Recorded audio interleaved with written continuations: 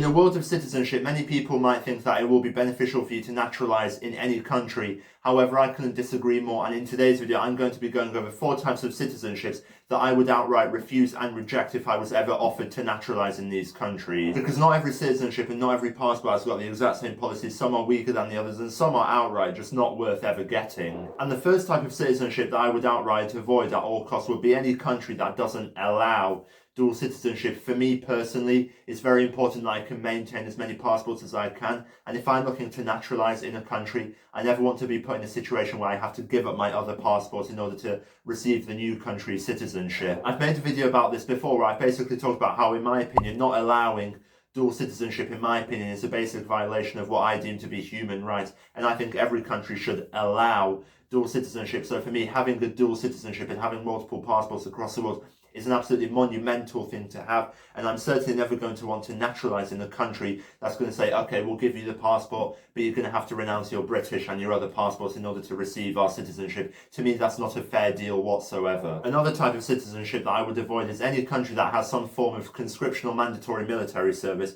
Because if I'm naturalised in the country, maybe I would also have to join the armed forces in order to receive the passport. But even if I don't, because I'm exempt, maybe because I'm a dual citizen, or maybe because I naturalise later, or maybe I've already gone over the age bracket, that still means that my future children would most likely have to enlist in that country's army. And to me, if I never view that country as my home, I'm certainly not going to want my future children to serve in any foreign military. And another type of passport that I would avoid is any country that has got bad foreign or diplomatic or trade relations with the international sector, because at that point that probably means that the passport will be weak as well, and at that point the only benefit that that passport would ever give me is allowing me to live in the said sanctioned country permanently without needing a visa. But I'm probably not going to want to live in a sanctioned country anyway if I'm looking to have global clients and meet global people and build a global network. So to me, living in a sanctioned country with bad foreign and bad diplomatic relations is not going to be beneficial to me whatsoever. And the next one sort of ties into the predecessor, and that is any country that has a very weak passport. Now this one can tie into a country with